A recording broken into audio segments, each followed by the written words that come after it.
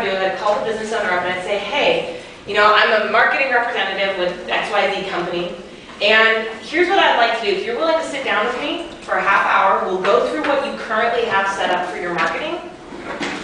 And if I can give you any ideas on how to improve it, I will. And then if one of our programs happens to work with what you're already doing, that'd be great. And I can give you that information at that time.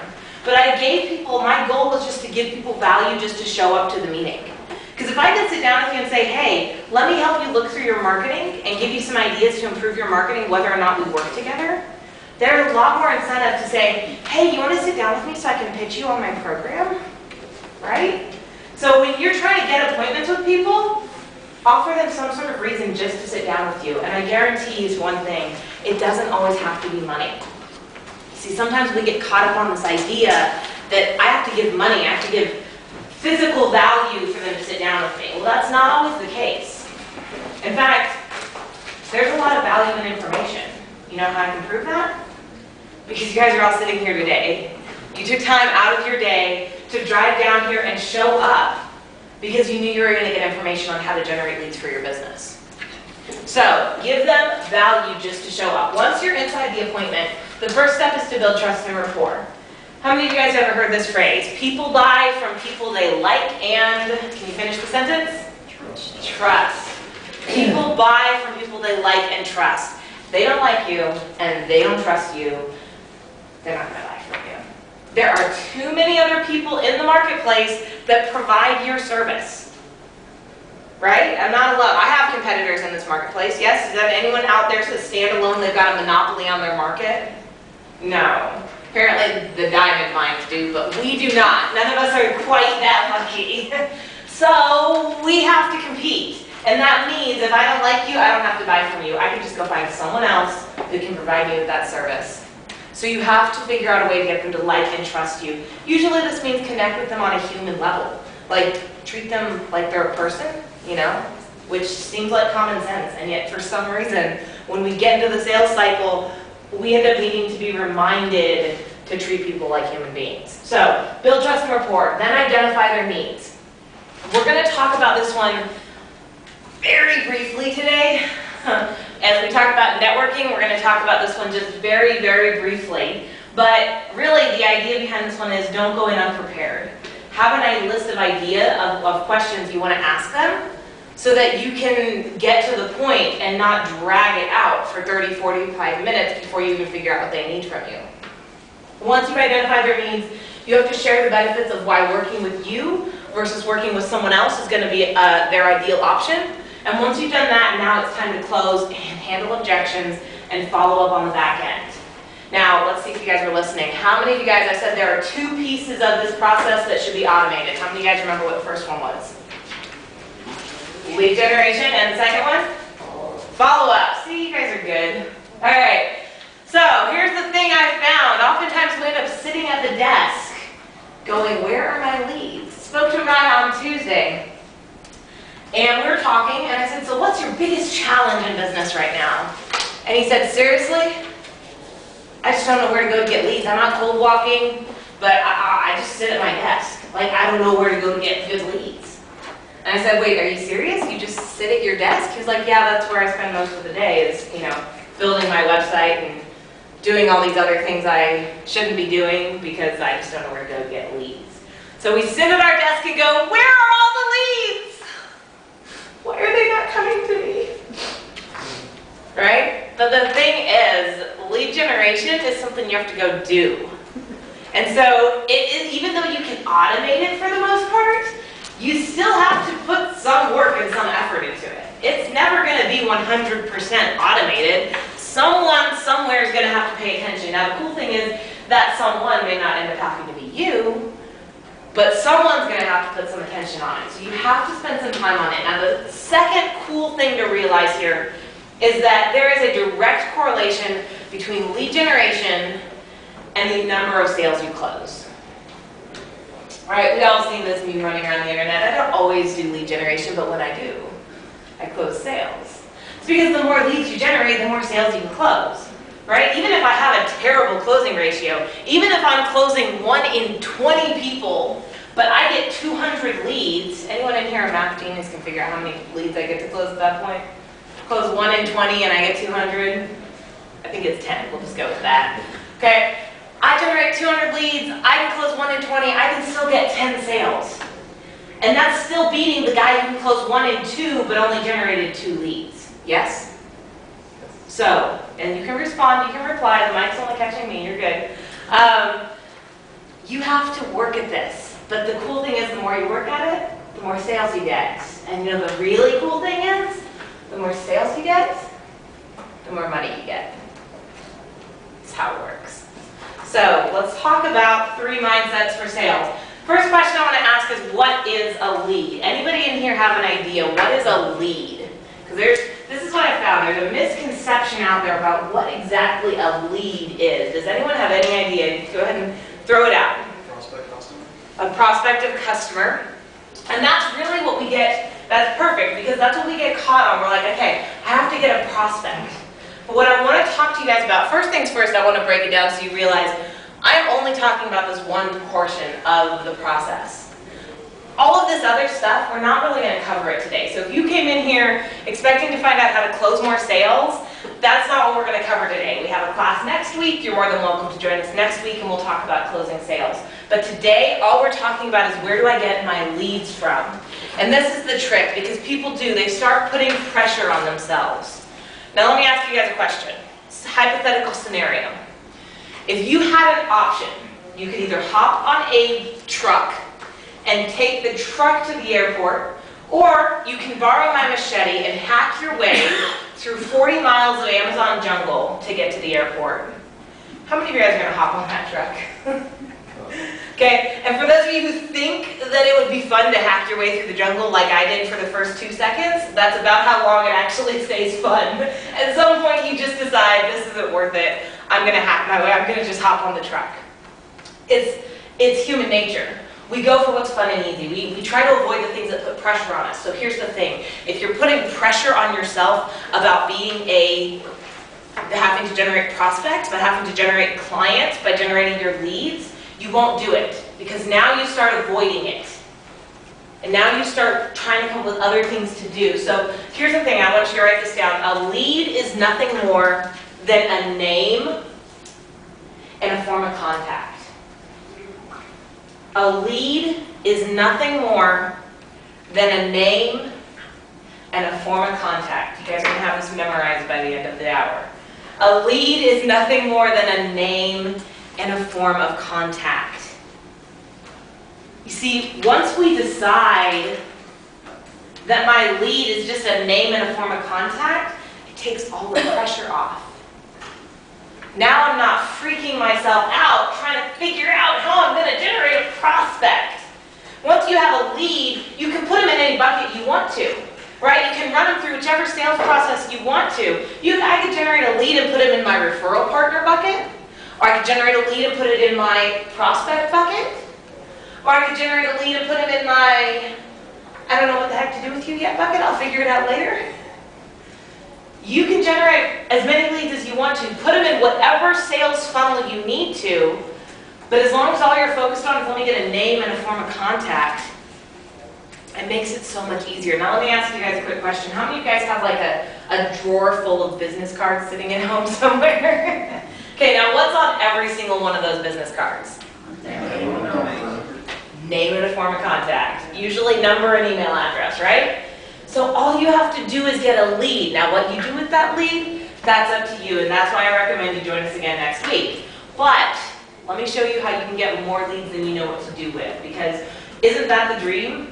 Like, let me have more leads, more prospects, more referral partners than I can possibly handle. Let me have to start like bringing on more people to help me out with handling this, right? That's the goal. So let me show you how to make that happen. So the first thing to recognize is a lead is nothing more than a name and form of contact. Perfect. So second thing to realize is you have to stop selling to your leads. See, when we're in lead generation mode, it is not sales mode. It's not time to start closing deals. It's not time to start closing sales. I'm going to tell you guys about my very first networking event. My very first networking event. Now this was back when I was working in sales for a major company here in San Antonio. And I went to my boss and I said, I want to go to this networking event. And he said, okay, we don't do that. I said, what? He said, yeah, we don't network.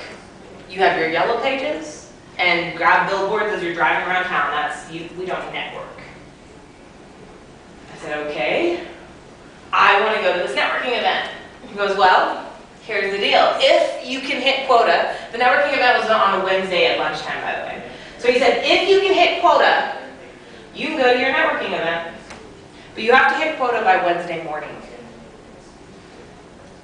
Now, I was really good in sales. I always hit quota. In fact, I usually hit double quota. But it didn't usually happen until like Thursday night, Friday morning when the final crunch was going on and we're all freaking out trying to figure out how to hit quota before the end of the week. So I'm sitting here and I'm like, okay, I have to hit quota either Monday or Tuesday, basically, is what he just told me. So I spend weeks trying to hit quota, Monday or Tuesday. Weeks and weeks and weeks. And finally, I hit quota Tuesday night. I came into the office, I was so freaking excited. I came in, I walked up and I said, guess what? He was like, what? I was like, I hit quota. I'm going to the networking event. He was like, I don't care. You're not my problem anymore. Get out. I was like, okay. So I went to the networking event. So I show up at the event and I'm so excited, right? I worked my butt off to be here. So I show up at the networking event and the guy who's running the event walks up. He goes, hey, so great to see you. Thanks for coming in. We shake hands. And then he takes me over. He goes, you got to meet this guy. Takes me, introduces me to the guy, and this guy starts telling me all about his company. Now, this gentleman happened to be involved with a network marketing company, and I have nothing against network marketing companies, except for the way that this particular one was handled. At the event, he's telling me everything about his network marketing company. Everything. And I'm standing there. And I'm kind of doing this number.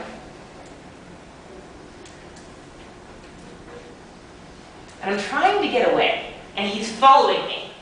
And I end up in the corner, and he's talking, and and finally I was like, okay, I was like, well, and I started to interject, and he goes, you know what? This is an awesome company. Let's get you set up right now. I've got paperwork in the car. I said, sure. So he went out one door, and I went out the other. And I did not go back to a networking event for 3 years. Because as far as I was concerned, I said, if that's what I worked my butt off to go do, that wasn't worth it. I mean, are you serious? I worked so hard to go get pitched to. What a waste of my time. So for 3 years, I didn't attend networking. And see, this is the problem. We start turning off our leads. We start getting them to the point, like this gentleman started calling me. And he was like, hey, I can't find you. Where'd you go? And I was like, oh, I had a family emergency. I got to go. Right? So then he calls back the next day. Hey, let's set up an appointment to meet. This time I got smart. I put his phone number in my phone, so I just sent it to him. But he kept calling and calling, trying to figure, that guy still probably has no idea why I stopped returning his calls. But the problem is, once you upset your leads like that, you brought them on as a lead, and you pitch to them, you upset them, and they stop returning your calls, you're probably never going to know exactly what you did. So when you're out generating a lead, you have got to stop selling. It's not just a one-time thing. I see people do this all the time. I have worked with almost 600 different companies in the past almost 6 years now. And the biggest challenge I ever saw was people would try and sell their leads as they generated them. I've just gotten your name and contact information. Are you ready to buy from me yet? Can you buy from me now? Can you buy from me now? Can you buy from me now? Do you want to come buy a car? Do you want to come buy a car? And you're just sitting there getting irritated. It's too big of a leap. You're not going to make that big leap right now. So do yourself a favor. When you're out generating a lead, generate a lead. And the lead is what? A name and form a contact. All you need to get is their business card. That's all. So next key. I told you guys leads will generate themselves, right? How many of you guys are sitting here going, how in the heck does she pull that one off? Just me? Okay. Well, the good news is I'm going to tell you anyhow. So you're in, I don't know, I'm going to say you're in for a treat, but apparently no one cares. So I'm going to show you how these generate themselves. Now what I use is systems. I tell everybody a system is anything you can do that will produce a predictable result with little to no extra effort on your part. Okay, I don't know what Webster's dictionary calls a system, but that's the Stephanie dictionary definition of a system, is anything you can do that will produce a predictable result with little to no extra effort on your part.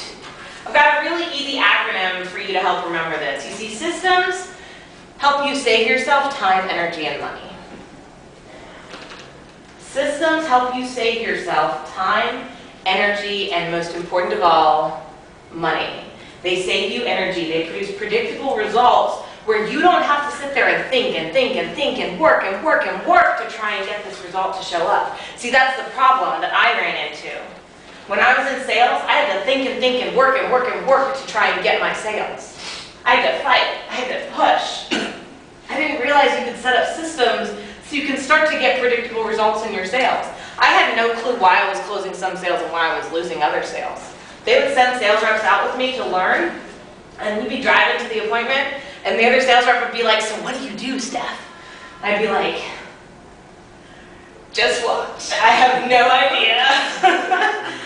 Like, that was it. I just said, you know, just watch. You're going to have to dissect it. It wasn't until I actually got trained that I started to realize, oh, wow, you can produce a predictable result with little to no extra effort on your part because systems save you time, energy, and money.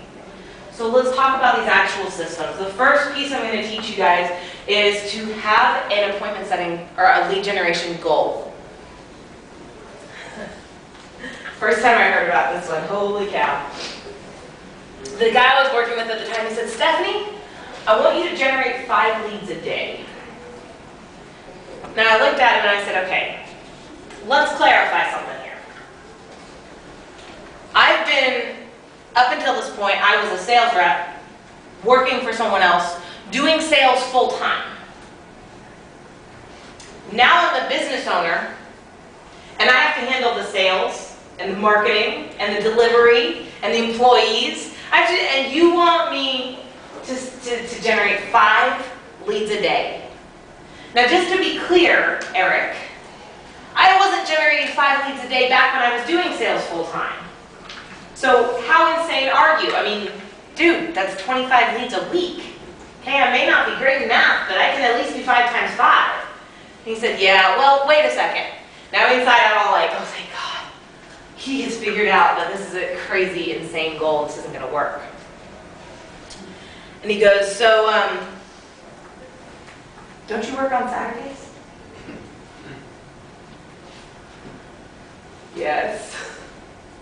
He goes, so I think that's 30 a week, right? I'm just like, what part of 25 is impossible did you not get, man? He's like, Steph, if you do lead generation my way, it's going to be the easiest thing you've ever done. But here's the thing. How many of you guys have heard of the peaks and valleys of sales? Right? You're closing deals, it's awesome, oh my God, where did they go? You have no deals to close. So you're scrambling, and you're racing, and you're scrambling, and you're rushing, and you're hurrying, and you're trying to close deals, and the next week you are closing deal after deal after deal, and you're just like, oh, this is awesome. And then the following week, where did they all go? And so you live this cycle, right? For me, my cycles ran in a month. First 2 weeks of the month, I'd be freaking out trying to figure out where are my sales, where are my sales, where are my sales? Last 2 weeks of the month, I'd be closing deals, processing deals. Next 2 weeks of the month, I'd be freaking out, couldn't figure out where my deals went to. Well, you know, the problem was, as soon as I started getting involved with closing deals, I stopped generating leads. See, not having goals for your lead generation is a huge part of where those peaks and valleys come from. If you don't want to have to be freaking out 1 week and riding high the next and then freaking out the next week, you've got to set a goal for yourself. How many leads do you want to generate every single day that you work? Now I'm about to show you guys a whole bunch of really amazing ways to generate leads, But what I'd like you to do real quick, have you guys ever heard when you write something down, you make it real?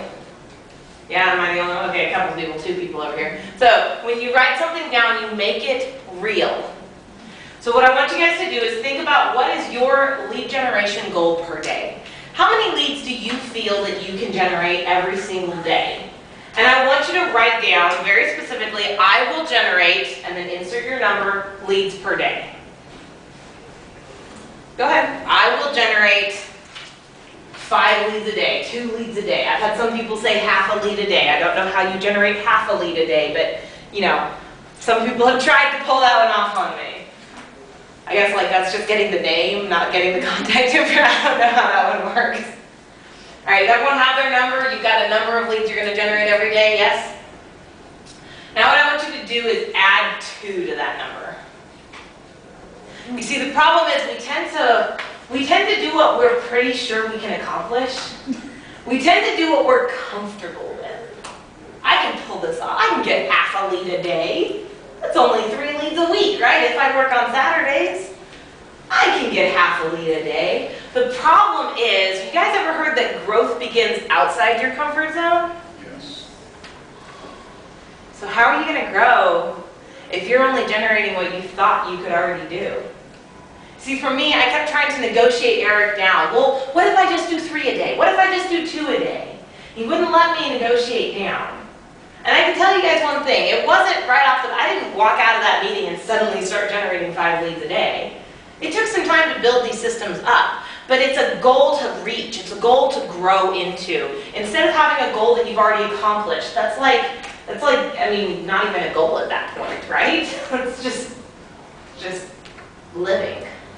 So have a goal. Because how many of you guys want to grow your business? Yes? Yes. Okay. How many of you guys, by the way, how many of you guys are business owners? You own your own business. How many of you guys are in sales of some variety? All right, so if you own your own business, if you want to grow your business, you have to set goals and ideas that are going to stretch you. You have to set goals that are going to make you grow. So set goals for your lead generation. So now everyone has a goal, so let's talk about how to make these actually happen. First one, most popular one is networking. Now, you guys already heard my terrible networking story, so let me show you guys how to not network like this gentleman did. Let me show you guys how networking actually became one of the most valuable lead generation strategies that I have ever implemented. In fact, there was a point in time in my business when networking was generating 90% of my revenue. San Antonio is definitely a small city, or big city, small town, right? Everyone knows everyone. And it comes back to what I talked about earlier. People buy from people they like and, what again? Trust. Trust. So they have to trust you, and that's where networking comes in. Now, I'm going to go into quite a bit of detail here. I'm going to talk about the purpose of networking, how to build your elevator pitch, and I'm going to talk about the golden ticket, as I call it, because this is like the one area everyone comes up to me after class and goes, wait a second, so can we talk about this a little bit more? So I'm going to break it down a little more, even though we're going to take it a little bit beyond the lead generation aspect. I'm going to give you guys a little bit more ideas on how to properly network so that you can walk out of here, because it is so powerful, because it is such a big deal that it is that important for you guys to know all these pieces. So let's talk about the purpose. After my first networking event, my first terrible networking event, someone talked me into attending another one. Now, I was sitting out in the parking lot, waiting to go inside, on the phone with my coach, freaking out. I don't want to do this. I don't know, this is ridiculous. This is a waste of time. Why am I doing this? I told him I would be there. And he goes, Steph, calm down. I'm going to give you a single goal. I'm going to give you one focus to walk in there with. And that is, I want you to get 2 people's contact information. I want you just to generate 2 leads. Just 2. I said, okay, I can do that. He said, now I want you to generate these 2 leads in such a way that when you call them up later, they're going to remember who you are. And I said, how do I do that? He goes, talk to them. Have a conversation with them. Because really, you have to have one purpose, one focus when you walk into a networking event, and it should never, ever, ever, ever, ever be to actually sell your business. Maybe to represent, maybe to tell people about what you do a little bit. But if you walk in with a goal, networking is a lead generation activity, which means I'm aiming for a name and form of contact. So you have one goal. You can either generate clients. All right, a little laser doesn't work there. You can either generate clients or you can generate referral partners. And it's going to be up to you. You pick and choose what you want to do. Here's what I tell everybody. If you're hurting for cash, if you're hurting for sales, you need money now, then generate clients. But if you're ready to set your business up for the long term, do yourself a favor and set up referral partners. But walk into that meeting looking for one or the other. You see, I walk into a networking event and I'll usually walk out with 10, 15 cards, right? How many of you guys did say you walk out with, if not 30 or 40 business cards, you walk out with at least 10 to 15? Okay, so I'll walk out with a ton of cards. And what I always do, now I'm very lucky, I'm a lady, I have a thing called a purse. You guys, I think you've got like 2 pockets usually, right? So what I always do is I take the 2 cards and I put one business card inside my purse. There's 2 pockets. I put one business card in the right pocket and one business card in the left pocket. Now the right pocket are the business cards for the people that I think are going to be good referral partners. Because see, I'm at a point where I'm not looking for clients, I'm looking for referral partners. If I were to offer you five clients or 1 client, which would you prefer? 5, all right? Simple math. I'd rather have 5 clients than 1 client. Well, that's what the referral partner does. The referral partner provides you with 5 clients. So for me, I would rather have 5 clients down the road than 1 client now. Because I know I can actually pull it off. This isn't an issue of, you know, bird in the hand, bird in the bush, whatever that quote actually is. Right? I would rather have a referral partner. So my referral partner cards, the people that I meet that I think, oh, this is a good referral partner, they're going to go in that right pocket. Everyone else goes in the left pocket. If those other people, the left pocket, follow up with me and want to meet with me, great. I don't have a problem with that. But I'm going to actually pursue the people that I put into the right pocket. And you know what it does? It makes it easy. The next morning when I get back to the office and trying to figure out who I'm supposed to be calling, I just have to go into the right pocket. I just pull out the 3 or 4 business cards that made it into that right pocket.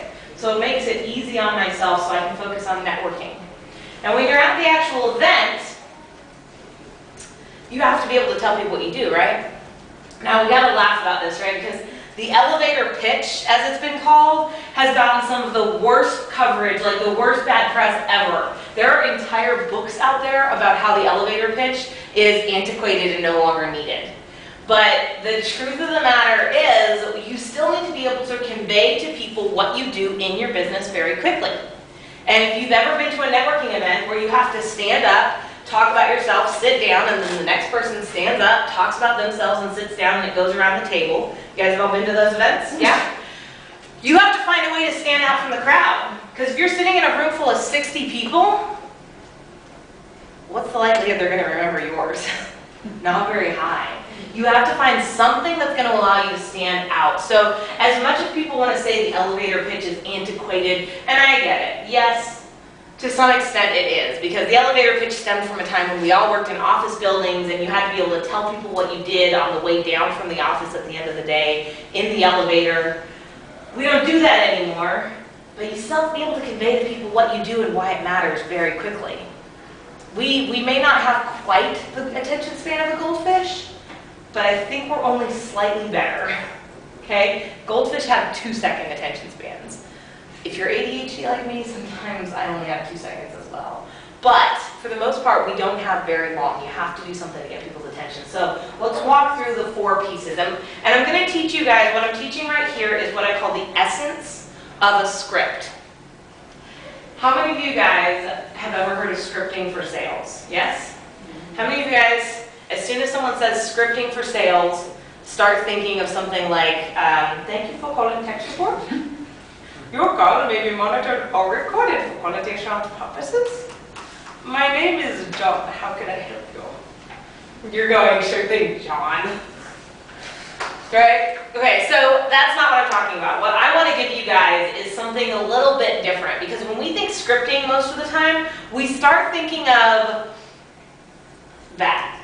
We start thinking of stuck and stuffy and non-responsive. Okay, but the thing is, scripting really is the golden bullet of sales. This is what you're going to do that's going to help you produce these predictable results over and over again. And scripts work when you teach the essence of a script. Have you ever been to a high school play? How many of you guys have ever sat through a high school play of some variety? Okay, I used to actually write and cast and direct plays with not even high school kids, like even younger, right? And every so often we have one kid who's, the one kid who got the monologue, right? Because when you're writing plays for little kids, you don't give them monologues. So one kid would always have to get a monologue, and it would invariably, he'd run out on stage, and he'd start the monologue, and then halfway through, you could just tell he lost his place. So he's sitting there, and he's got to restart the whole monologue in his head. And so the audience has to sit there and listen to the whole monologue all over again. Now, how many of you guys think you will lose all of your clients if you force them to sit through the monologue twice? Okay? Me too. So I want you to pick up on these 4 pieces that are the essence of the script. This is the pieces of the script. So if you get lost, all you have to ask yourself is what comes next. We can remember 4 things, right? We can remember up to 7. That's why our telephone numbers are 7 letters or 7 numbers long. So you can remember 4 things. And really, well, we'll talk about that in a second. First one is the introduction. You have to tell people who you are and what you do. Otherwise, they're sitting there wondering who you are and what you do. Right? I'm Stephanie Scheller with Scheller Enterprises. We're a sales training and business coaching organization right here in San Antonio, Texas. Pretty simple, pretty basic. It doesn't have to be long. You don't have to tell them. So we do sales training, and we do one-on-one coaching for business owners and one-on-one coaching for sales reps. And then we also do consulting inside of the businesses. And oh my goodness, they totally just tuned you out. Just give them the overview. Stephanie Scheller, I work with Scheller Enterprises. We are a sales training and business coaching organization. That's all they need to know, okay? Now you have to give them the hook. You have to give them a reason to care. Because otherwise, you're just a name, and as Charlie Brown's teacher goes, wah, wah, wah, wah, wah. Okay, so you have to give them something to care about. Usually this is something that stands out in their head. So you know what I've done a couple times? I'll walk up to the front of the room and I'll say, you know what? 7 out of 10 of you guys will be out of business by next year. Everyone in the room, you can hear a pin drop every time I do that. Everyone in the room is sitting there mildly insulted and wondering what the heck this chick is doing standing out there when she doesn't even know me. And I say, well, that's the national statistic at least. And that's what I'm here to change. Through proper education, right, which moves into the next week. But you got to give them something that hooks them. Something that goes, hey, pay attention to me. I'm important. Usually this is funny or shocking of some variety. What I do recommend is you have it be something related to your industry.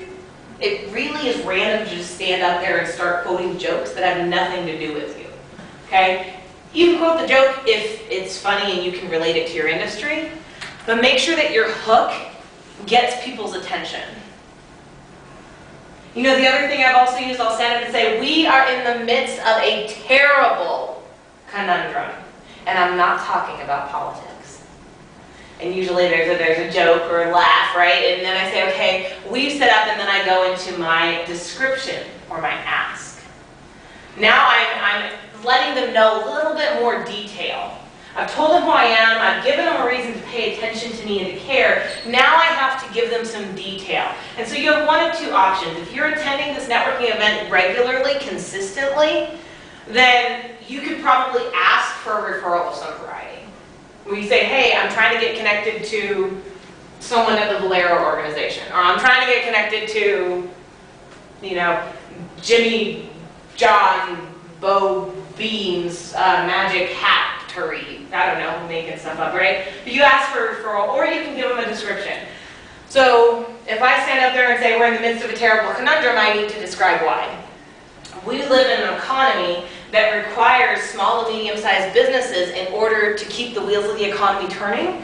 And yet, for some reason, we've set up an organization, we've set up a structure that's putting these individuals out of business as quickly as they get into business. And that's what I'm here to change through proper education, training, and coaching. Give people a little bit more information then. But until that moment, see, as soon as you go into all that information here at the intro, and you just do what we call the throw up, right? You start giving them everything they don't really care about, you lose them. So introduce yourself, give them a reason to care. Now you can go into a little bit of a description, but here's the thing. Your elevator pitch needs to be less than a minute. So if you're going and going and going and going and going, and your eyes start to glaze over, you've gone too long. If you see people's heads starting to look somewhere else, you've gone too long. You should really keep it under 60 seconds. My preference is 45 or less, but at most under 60 seconds. And now the last thing, you guys ready for this? Last one? It's the introduction, again.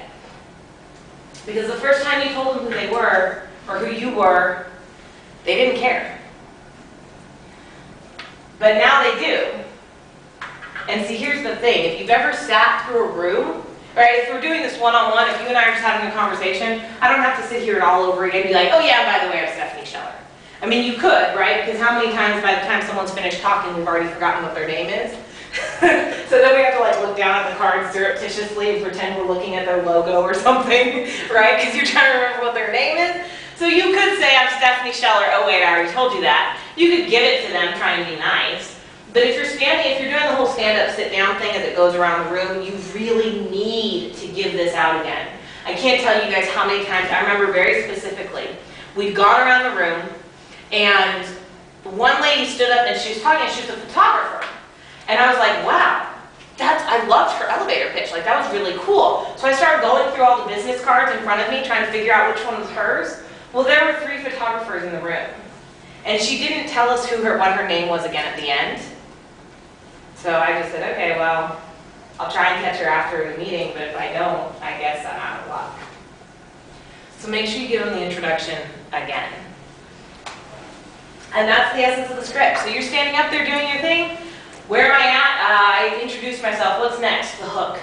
You can pull these together. I pulled these together sitting in my car with like 30 or 40 seconds heads up. Just sitting in my car, or someone all of a sudden goes, hey Stephanie, can you talk a little bit about who you are and what you do?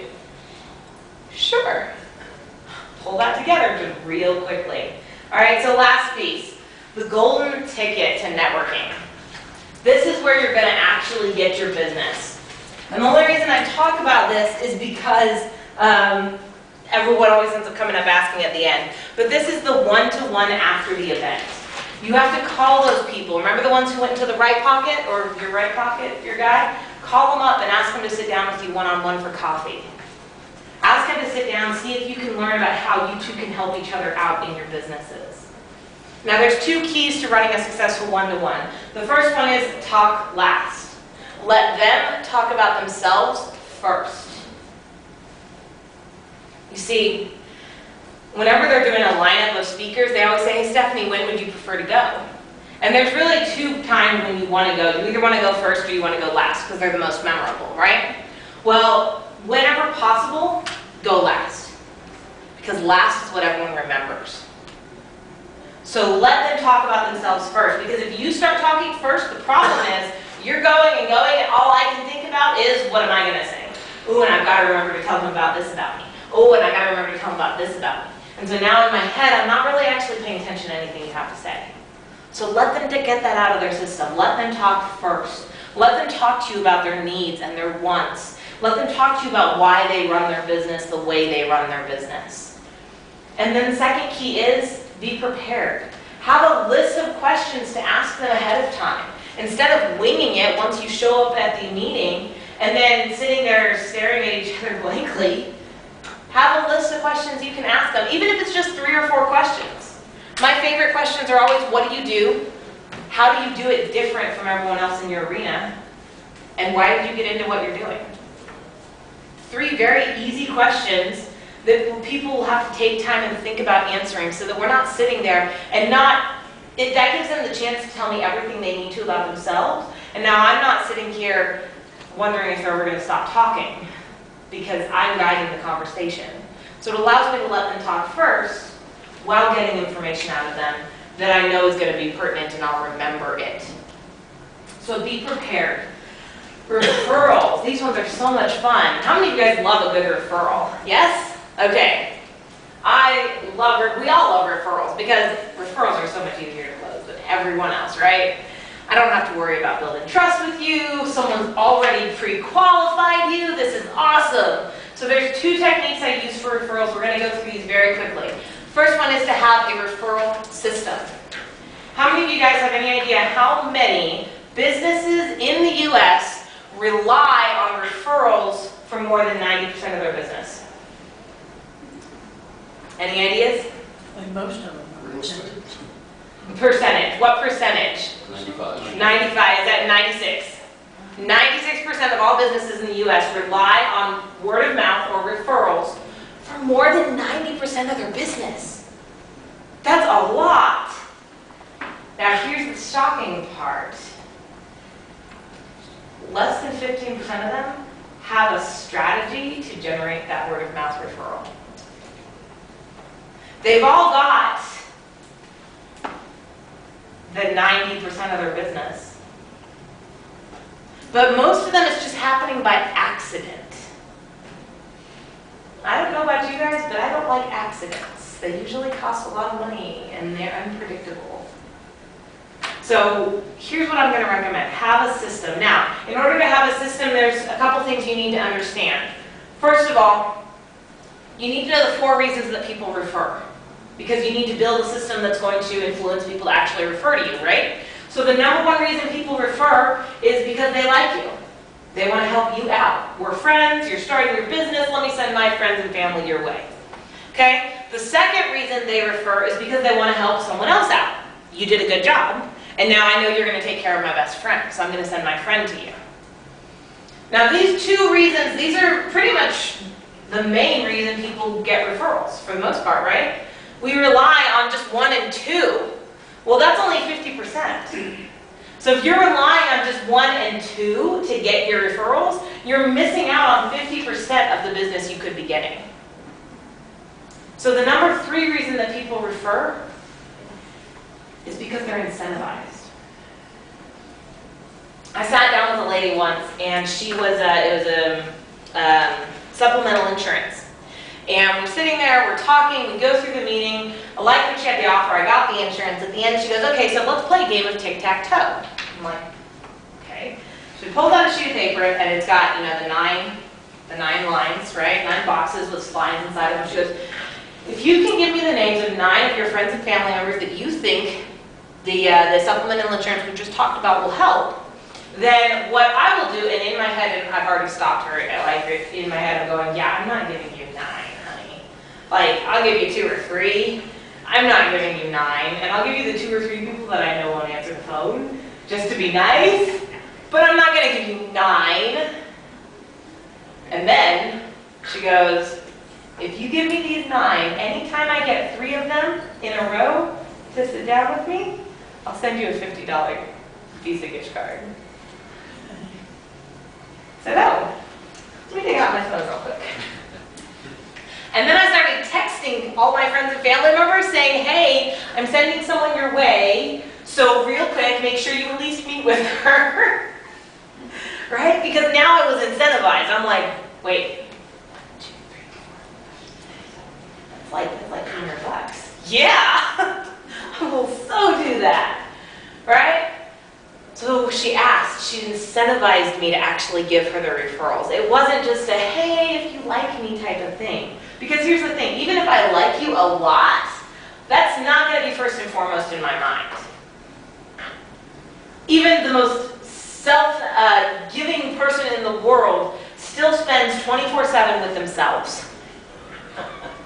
We are still our highest priority. If you are not alive, if you are not safe, you can't take care of anyone else. So we focus on taking care of ourselves. So give them a reason, give them something that takes care of them. So incentivize them. Now here's the thing, you need to find something that you're comfortable giving as an incentive. Don't just try and give away, you know, don't give away the world, right? If you're not comfortable giving out a $500 gift card every time someone sends you a referral, don't give them a $500 gift card. right? Find something you're comfortable with as your incentive. And the last reason people send referrals is because you ask. But you have to actually ask. You see those business cards and those signs that say, "We love your referrals," right? Or what's the phrasing everyone uses?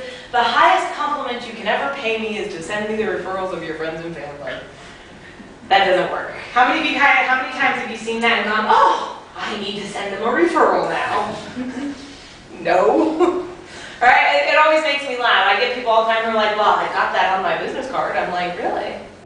And how many times did someone get your business card and then say, 'Oh, I should refer you too'?" They're like, "Couple." I'm like, "Okay, and how many times have you passed out your business card?" Because a couple out of 1,000 is not a good ratio, just to be clear. So you have to ask. So the first reason people refer, anyone remember? They like you. The second reason? They like someone else. The third reason? You incentivize. And the last reason? You ask. When you combine all four of these, it's a deadly combination. You will get more referrals than you know what to do with. And I'm going to show you guys real quickly. So this is the referral form that I've used. We've been using this with the sales trainer that I've worked with for a long time. You've got a copy right in front of you. And here's what I'm going to do. I actually give you guys a copy because I want you to have this because it's a great way to do the ask for the referral, so it'll walk you through it. So the first thing you have to do is there has to be some sort of introduction, right? So you've got my name and contact information there. And then you have to educate them on what makes a good referral for you, because just saying, "Hey, I would love your referrals," doesn't usually work either. So let them know what makes a good referral. Well, for me, I've got to educate, right? You guys all know exactly what I do at this point. You've been sitting here listening to me for an hour. I do this.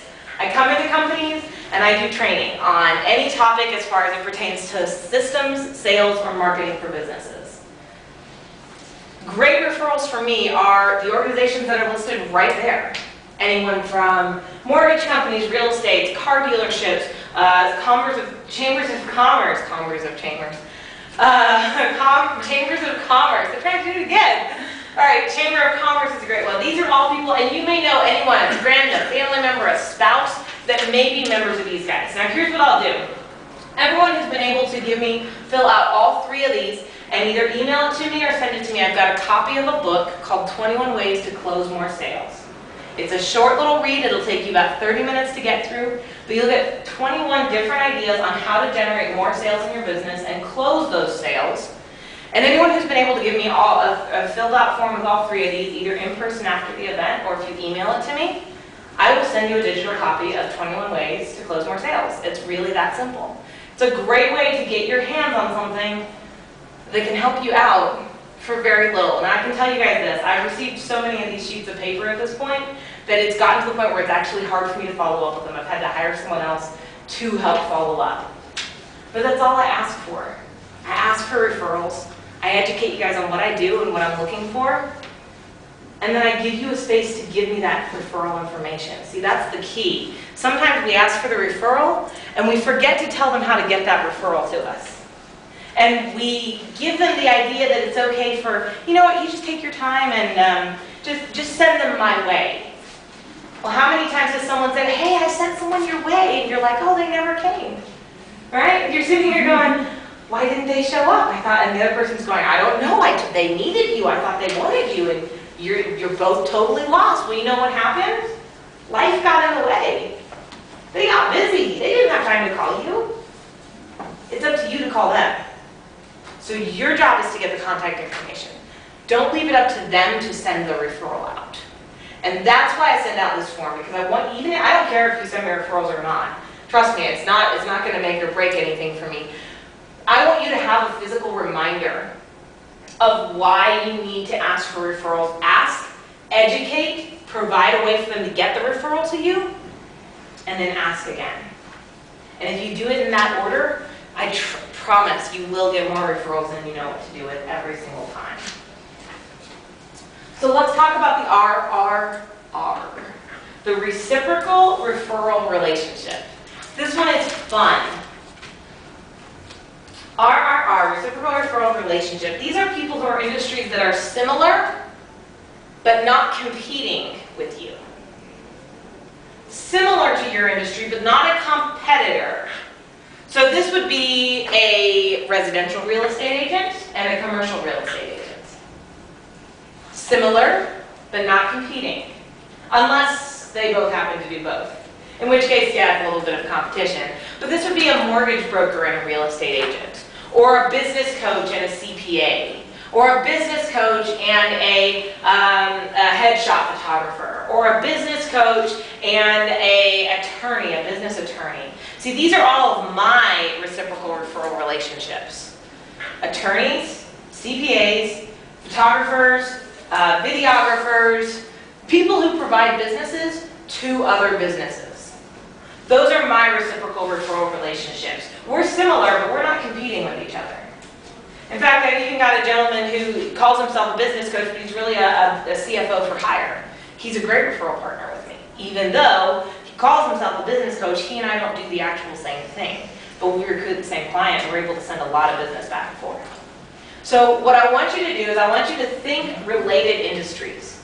And the goal is for you to actually have 4 or 5 referral partners, reciprocal referral relationships that you say, hey, I am going to send all of my referrals to you. Everyone, I don't know if you're an accountant, but everyone I know who needs an accountant, I'm sending them to you. But here's the thing. I expect you to send all of your referrals that need sales training and business coaching to me as well. And actually we'll sit down and have a conversation with these guys.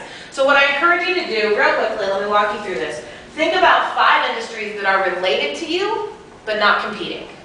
And write them down. 5 industries that are related to you, but not in direct competition.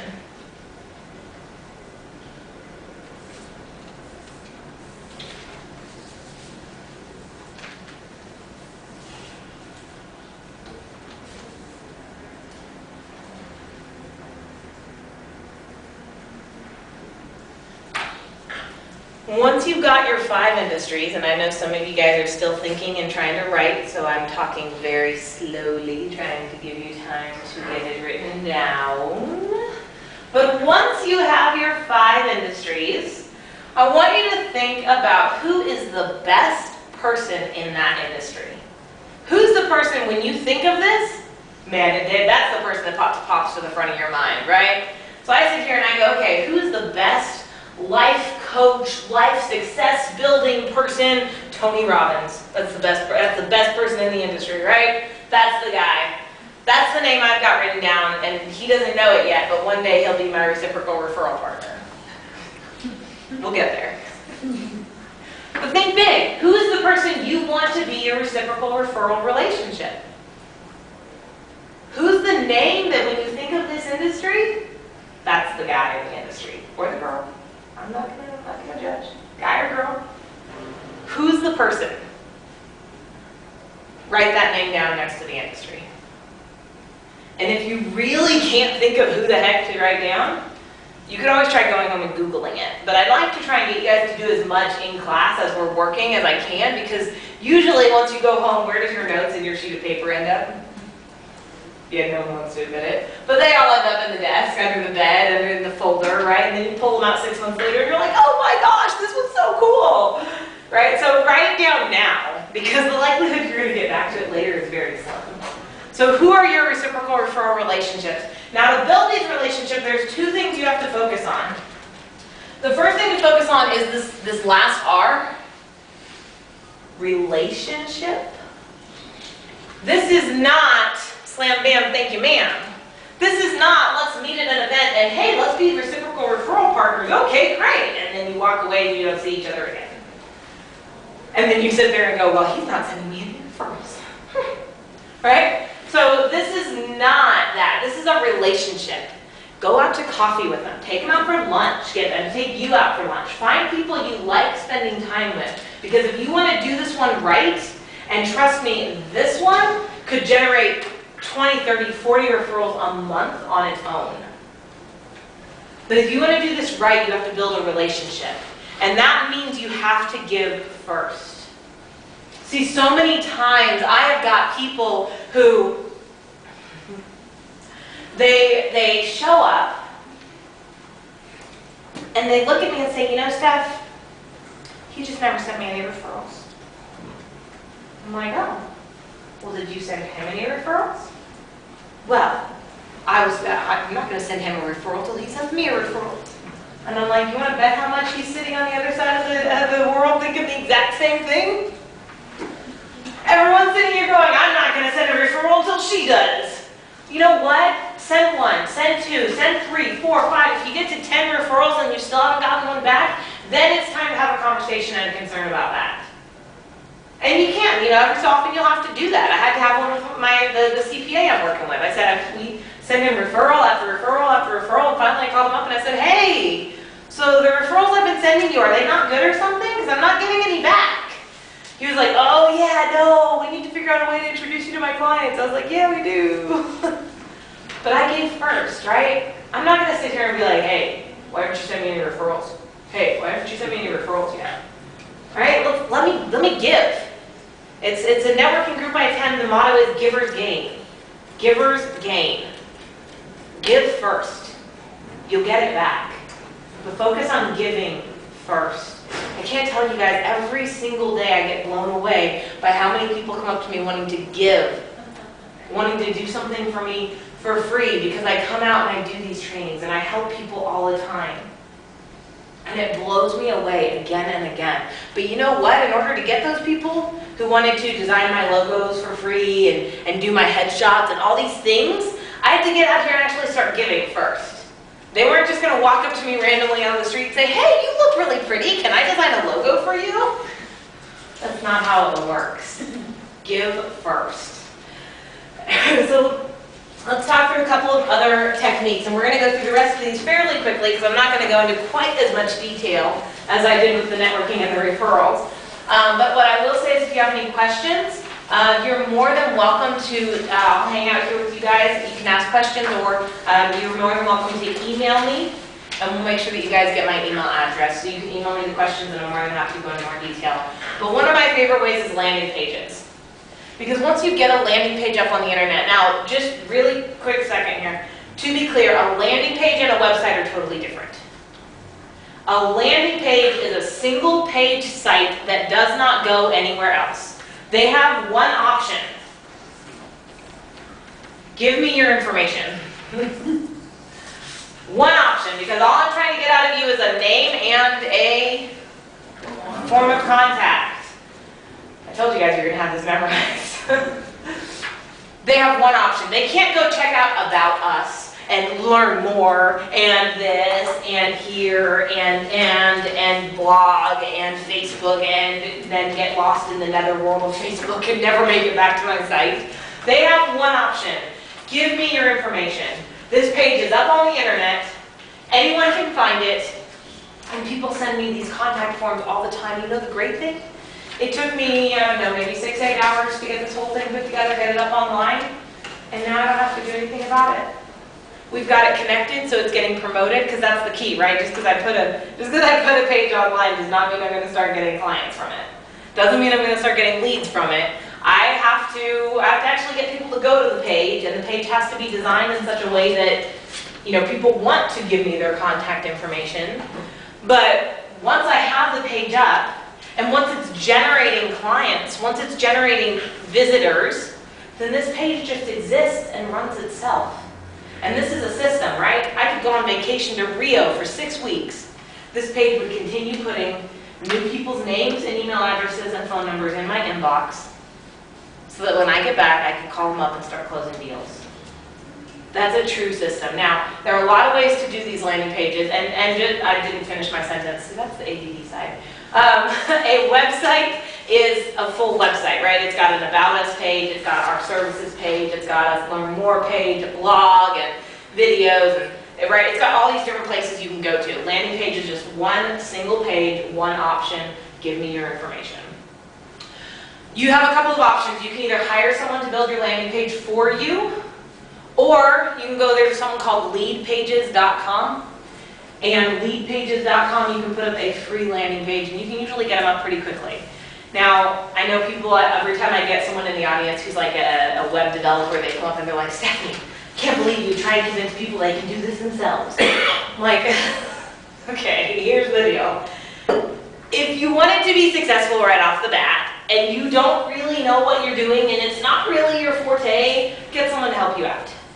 If you need someone, I have a great guy I work with all the time for all of my landing pages, but if you are comfortable online, and you know what you want, try it out. See if you can do it yourself. There's no reason you have to. Now, if time's in the essence and you need leads tomorrow, okay, maybe you should get someone else to help you out with it.